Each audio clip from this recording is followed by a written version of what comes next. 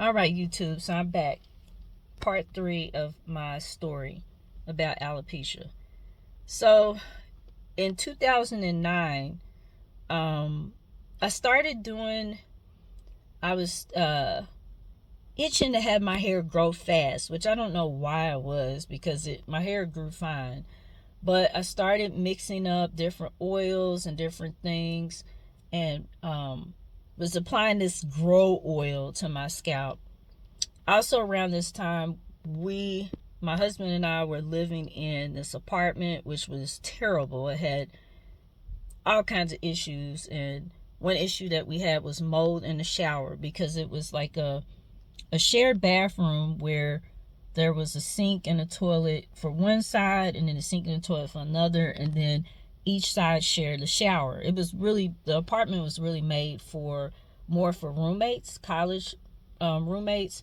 But the problem was the shower did not have ventilation, so we ended up having mold.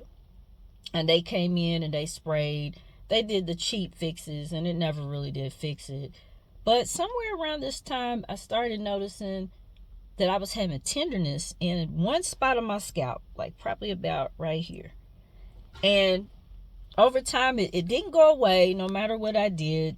Also around that time, I noticed, that's when I realized, like, oh, this hair oil I'm using is rancid.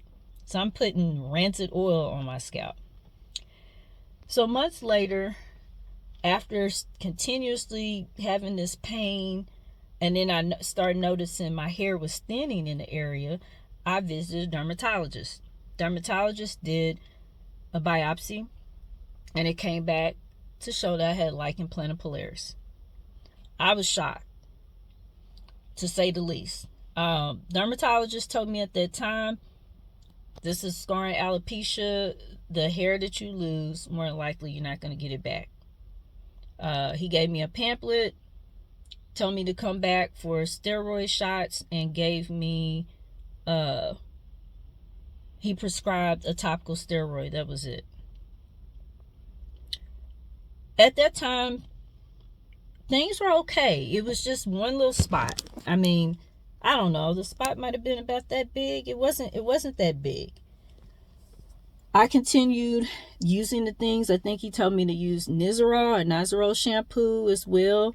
I would use those things and went on about my life. Another thing I also want to point out, I'm sorry. Around this time when I did go in, I had gotten into this big health kick and using wheat germ. So I started putting wheat germ on my oatmeal.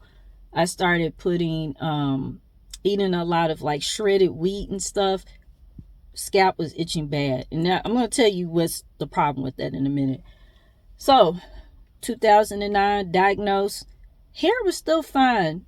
Hair was still very thick. Again, I have thick, coarse hair, and when I say thick, I mean many strands, because you can have thick strands or you can have a lot of strands. I had a lot of hair. So continuing on with my life, I would go in for steroid shots periodically. But the pain still wasn't, it wasn't continuous. It would come on and off. And also, it was not widespread. And when I got pregnant in 2012, I stopped doing the steroid shots just because I didn't want to do anything while I was pregnant. Stopped the topical steroids. And didn't have any problems at all with my scalp.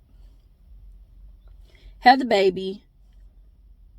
After I had my baby, I had the postpartum shedding, which I lost my edges at about 3-4 months postpartum. Oh yeah, let me rewind. I'm sorry. So in 2010, I locked my hair. So my hair was pretty long at that time. It was probably about here. It had grown out, and I went ahead and locked it in 2010. And been wearing my hair in locks, no problems. So, like I said, had the postpartum shedding. Hair eventually grew back. So I'm going to go now. I'm going to stop here to make these videos short, but come back for part 4. Thanks.